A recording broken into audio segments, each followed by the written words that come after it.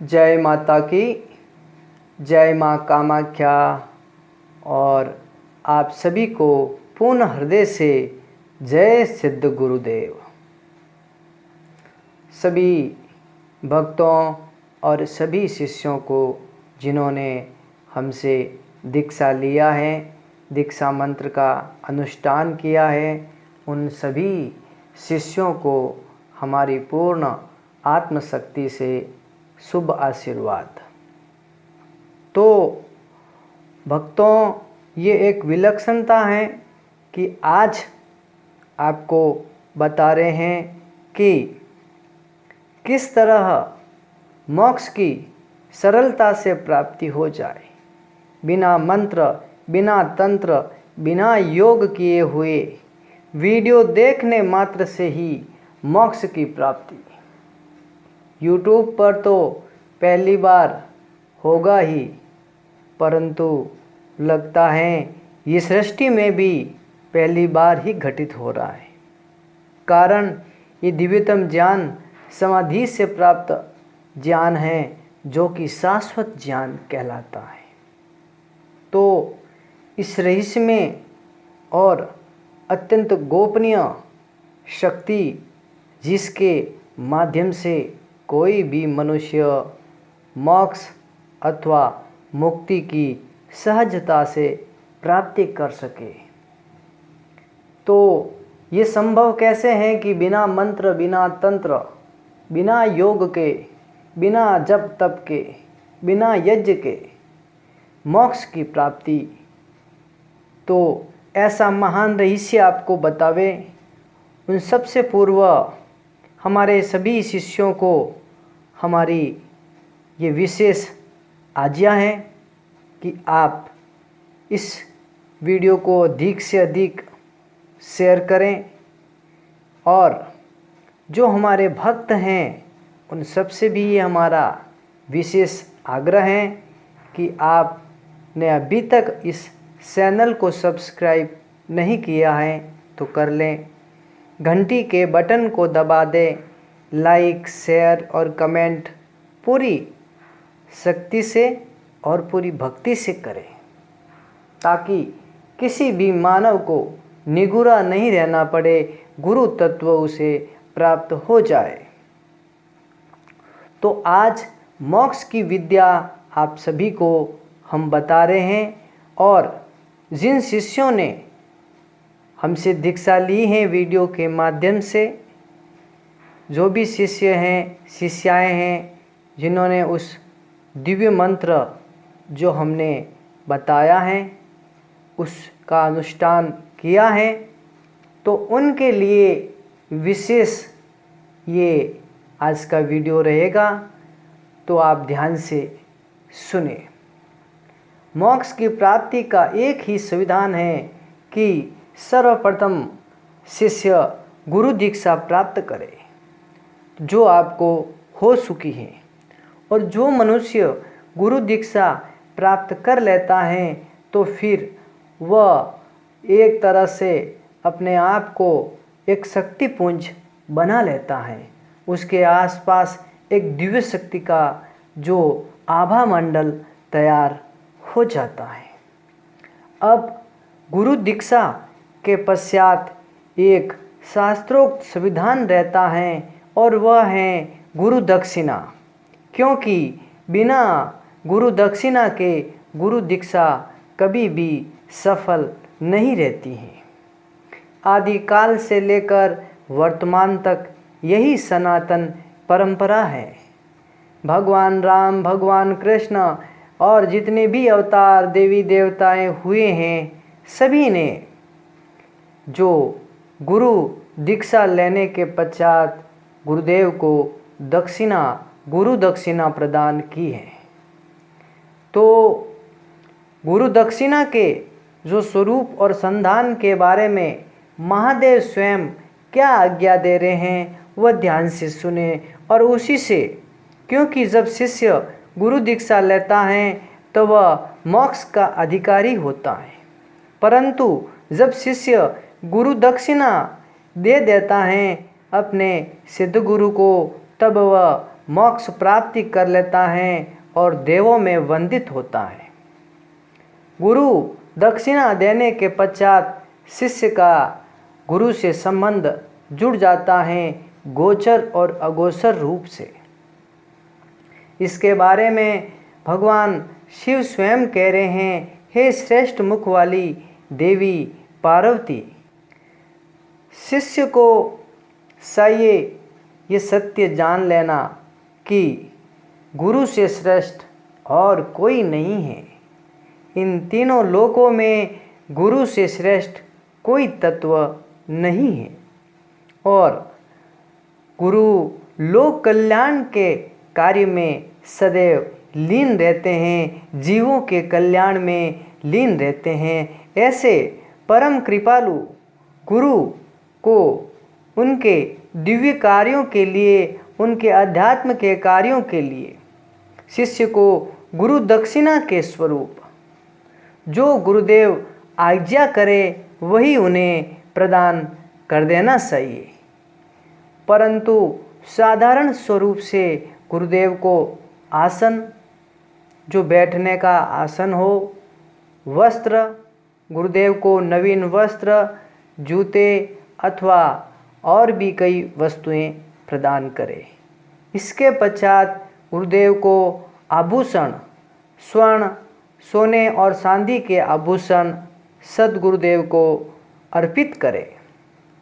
फिर वाहन, गुरुदेव को आने जाने के लिए वाहन शिष्य अर्पित करें। वाहन के रूप में प्राचीन काल में तो घोड़े और हाथी होते थे, वो भी बहुत दिव्य शक्तियों वाले होते थे, परंतु वर्तमान समय में वाहन, कार आदि ये सभी वाहन में आते हैं।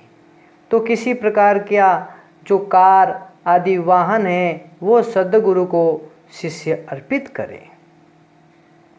ये शिष्य का प्रथम कर्तव्य है और एक श्लोक के माध्यम से महादेव कह रहे हैं, वह ध्यान से सुने। ध्रुवम तेषां स सर्वेषां नास्ति तत्वं गुरो परम। हे देवी, ये परम सत्य है कि गुरु से बड़ा कोई तत्व नहीं है और गुरु से बड़ा कोई जो महाशक्ति नहीं है। आसनम शयनम भूषणम वस्त्रम वहनादिकम। हे देवी, अपना संपूर्ण जो सर्वस्व गुरु को अर्पित करे।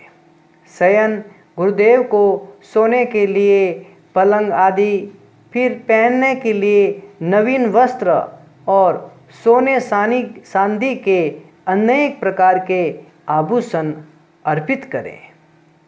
और फिर गुरुदेव को वाहन, कार आदि अर्पित करें।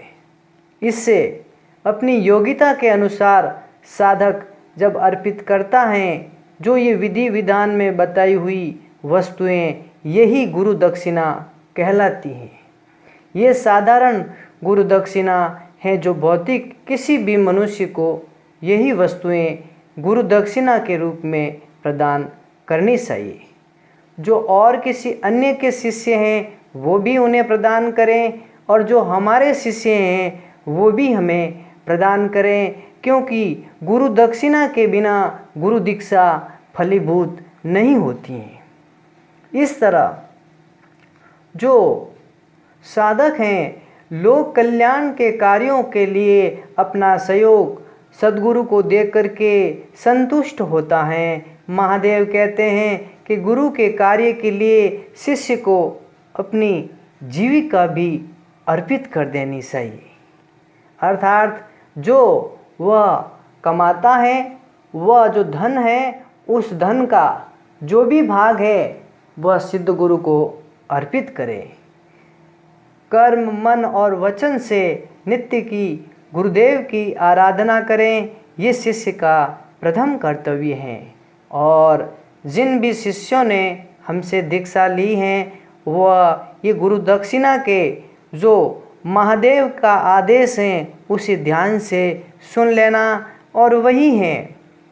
कोई भी गुरु हो और कोई भी शिष्य हो, सभी के लिए एक ही विधान है, एक ही संविधान है और वो है शिव का आदेश, जो महादेव ने आदेश दिया है। और माता पार्वती से यही दिव्य ज्ञान बताया है सृष्टि के लिए। शिष्य जो हैं उनका शरीर, इंद्रिय, मन, प्राण ये सब गुरु के चरणों में अर्पित कर दे। कारण तन, मन और धन ये तीनों ही सद्गुरु के चरणों में अर्पित करें। और यहाँ तक कि स्वयं के साथ अपनी पत्नी, परिवार का सभी सदस्य सद्गुरु के कार्यों के लिए अर्पित करें। अर्थात अपना संपूर्ण परिवार संपूर्ण भाव से, आत्मता से सिद्धगुरु के शरण में चले जावे। महादेव कहते हैं, हे पार्वती, ये जो शरीर हैं वह कृमि, जंतु, राख, विष्ठा, मल मूत्र, त्वचा इस प्रकार का एक ढेर है। और ये जो गुरु के कार्यों के लिए, सिद्धगुरु के कार्यों के लिए समर्पित हो जाए तो इससे बड़ी और कोई श्रेष्ठ कौन सी बात हो सकती है। तो सभी शिष्यों से यही मेरा कहना है कि आप समर्पित भाव से गुरु की भक्ति में लग जाए तो सिद्ध गुरु की कृपा आप पर सदैव बनी रहेगी। क्योंकि गुरु दीक्षा के पश्चात गुरु दक्षिणा का जो संविधान है ये पूर्ण होता ही शिष्य के हृदय में दिव्य शक्तियों का प्रवाह प्रारंभ हो जाता है। तो ये जो सद्गुरु हैं वह साक्षात ईश्वर ही हैं, ये समझ करके शिष्य उन्हें प्रणाम करे। इस संसार रूपी वृक्ष पर जो सड़े हुए जीवन और नरक रूपी सागर में डूबने से बचाने वाले केवल सद्गुरु हैं, केवल सिद्ध गुरु हैं। तो ये रहस्य में दिव्य ज्ञान जिससे भक्तों को मोक्ष की प्राप्ति हो जाएगी, वीडियो को देखते ही और वही सुविधान हमने आपको बता दिया है। तो कई भक्त कहते थे कि गुरुदेव आप हमें अपना चित्र भेजिए, फ़ोटो भेजिए जिससे आपके दर्शन कर सके। तो हम दक्षिणा, गुरु दक्षिणा उनसे ही स्वीकार करते हैं और उनसे ही स्वीकार करेंगे जिन्होंने हमारे बताए हुए सिद्ध मंत्र और गुरु दीक्षा का जो विधान है उसको पूरा किया है। और जो शिष्य पूर्ण हृदय से समर्पित भाव से हमें धारण कर चुका है तो वही शिष्य हमें गुरु दक्षिणा दे सकता है।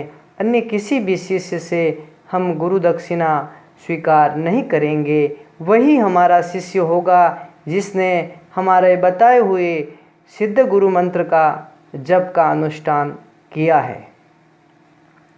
तो भक्तों, ये रहस्य में जीवन का संधान पूरा करने वाला गुरु स्वरूप के बारे में, गुरु दक्षिणा के बारे में आज पहली बार हमने आपके सामने पूर्ण प्रमाणों के साथ प्रकाशित किया है। ये सभी मानव की योग्यता के भीतर हैं। सोने चांदी की वस्तु, मोटर, कार अथवा किसी प्रकार का आभूषण, रुपए, पैसे, धन और वस्त्र, ये सभी सिद्ध गुरु को अर्पित करना चाहिए। कारण वो इस सबसे अध्यात्म के कार्य कर सके, लोक कल्याण के कार्य कर सके। और ये सभी महादेव ने आज्ञा दी हैं और वह सभी आज्ञा के स्वरूप आप प्रत्यक्ष देख सकते हो गुरु गीता के भीतर। गुरु गीता में साक्षात महादेव ने ही माता पार्वती को बताया है। प्राचीन काल में भगवान राम, कृष्ण सभी ने गुरु दक्षिणा के स्वरूप में लाखों शस्त्रों स्वर्ण मुद्राएं अपने सिद्ध गुरु को अर्पित की थी। परंतु उनके जो सिद्ध गुरु थे वो उनसे और भी अधिक जो परीक्षाएं हेतु उनका जो आदेश वो देते थे और वो पूर्ण भी करते थे। तो इसी के साथ आप सभी शिष्यों को हमारा पूर्ण आशीर्वाद है और हमारी दिव्य शक्तियाँ आपको प्राप्त हो और पूर्ण आपकी सफल सुरक्षा के हेतु हमारा शुभ आशीर्वाद। जय माता की, जय माँ कामाख्या, जय सिद्ध गुरुदेव। ओम अज्ञानतिमिरान्धस्य ज्ञानाञ्जनशलाकया चक्षुरुन्मीलितं येन तस्मै श्रीगुरुवे नमः।